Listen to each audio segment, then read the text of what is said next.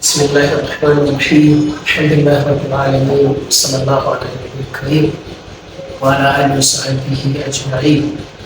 Bayan haka ‘yan uwa masu kallon mu da sauraron mu ina gabatar mana da gaisuwa irin ta addinin musulunci. Assalamu alaikum wa rahmatullahi wa barakatuh.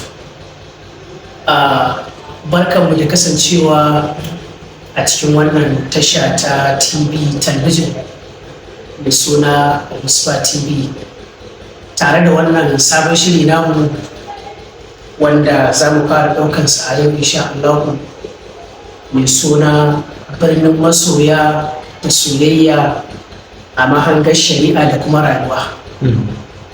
Wannan shiri zai rinka zuwa muku insha Allah lokaci bayan lokaci.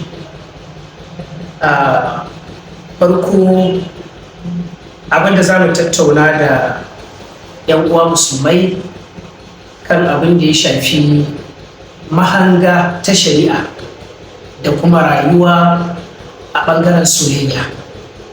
Idan aka ce soyayya wannan abu ne a dunkule wanda kuma zai shafi fanni daban-daban insha Allah idan aka ci gaba da tafiya a cikin shiri. Kuma abu na farko da ya kamata mu fara kalla a cikin wannan shiri shine mustalahat, wato ma'anoni na soyayya a wajen malamai, musamman malaman larabci da na shari'a, malaman yare da kuma malaman shari'a. Waɗannan mustalahat ɗin za su fito mana da abin da ake nufi da soyayya a fili. Misali, akwai babban malamin yare wato Ibn Manzur, Allah ta kansa da rahama, yana faɗa ya ce ita soyayya ita ce kishi ya ƙiyayya. Kuma asalin wannan kalma ta soyayya tana nufin masoyi ya lazimci abin da yake so, wato masoyi ya zama tare da abin da yake so a kowane lokaci, baya rabuwa da shi. To wannan shine ma'anar soyayya, wanda hakan yana jawowa ne idan babu ƙiyayya, saboda shi ƙi yana nesanta wanda yake ƙin abu da abu, shi kuma so yana ƙara kusantar da wanda yake son abu da kuma wannan abu. Kamar yadda wani ma ya ce ita soyayya ita ce karkatar zuciya zuwa ga abin da take gani kuma take zaton alkhairi ne gare ta. Zuciya idan tana son abu to a mahangarta da distanta tana ganin alkhairi ne zuwa ga wannan abu. Misali, idan zuciyar mutum tana son ta ga wani gida tana so, to za ta so ta zama tare da wannan gidan saboda tana ganin akwai alkhairi a ciki. Ko zuciyar mutum ta ga wani abinci tana so, za ta so ta zama tare da wannan abincin saboda tana ganin akwai alkhairi tare da shi. Ko wani mutum ya ga wata mace yana so, zai so ya kasance tare da wannan mata saboda yana ganin akwai alkhairi a tare da ita. Akwai wani malami yana faɗar haƙiƙanin so, wato haƙiƙanin soyayya ana ce da shi Yahaya bin Mu'az. Ya ce haƙiƙanin soyayya shine shi wannan wanda yake so ɗin ya rika ganin abin san shi shine komai, baya ganin komai a wurin kowa sai a wurin abin san shi. Sannan kuma baya fatan samun wani taimako ko wani agaji a wurin kowa sai a wurin wannan wanda yake so, kuma ya wadatu da wannan wanda yake so. To wannan so ɗin musamman soyayya ta Allah, soyayyar da ake ma Allah irin wannan ce. Kuma za ka ga wasu daga cikin masoya, wato idan suna son abin da suke so, suna ganin cewa wannan abin da suke so ɗin shi kaɗai ne a gabansu. Idan namiji yana son mace, yana ganin duk wata mata ba ta gabansa sai wannan wacce yake so. Idan wata mota yake so, baya ganin kyan kowace mota da kuma dacewar kowace mota sai wannan wacce yake so. To wannan shi ne wato mai so yana ganin cewa abin san shi ba shi da kwatankwaci, ba shi da kama.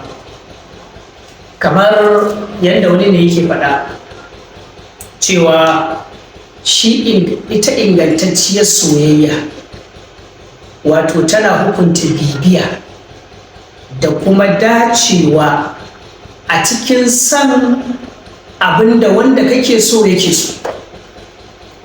Wato in kana son mutum, to wannan soyayya tana hukunta ma duk abinda wannan mutumin yake so ka ji kana so. Wannan soyayya tana hukunta ma duk abinda wannan mutumin da kake so yake ki, za ka ji kana kinsa.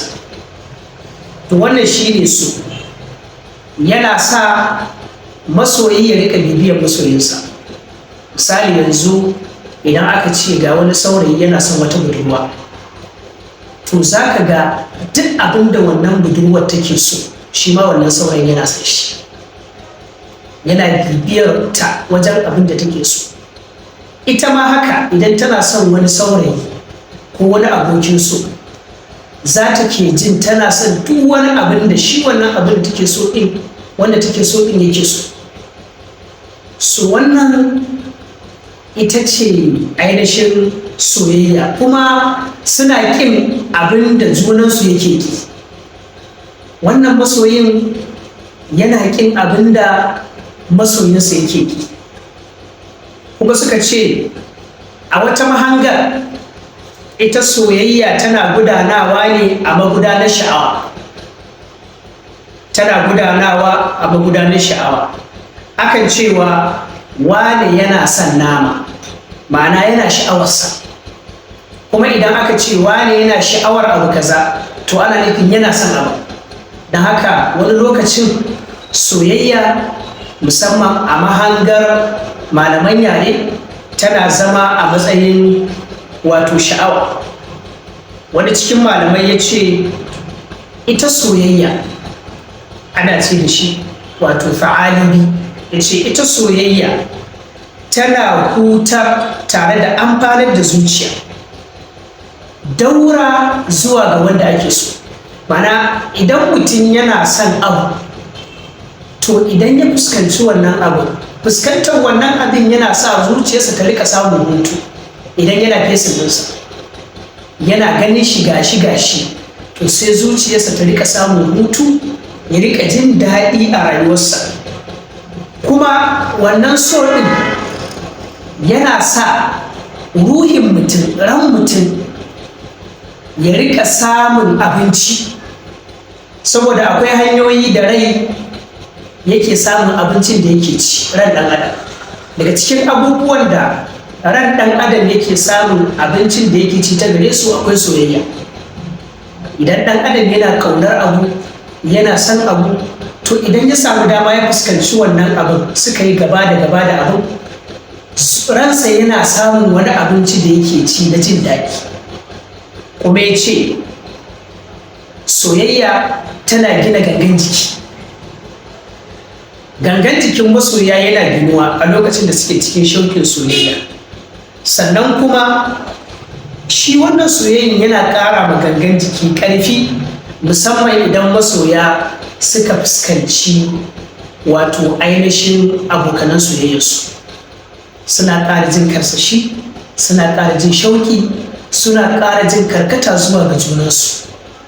Wannan kaɗan kenan daga cikin mahanga ainihin ta malaman yare dangane da ma'anonin soyayya, mustalahatul al-mahabba, wanda insha Allah zuwa shirinmu na gaba wato za mu kawo kuma mahangar malaman shari'a dangane da ma'anonin soyayya.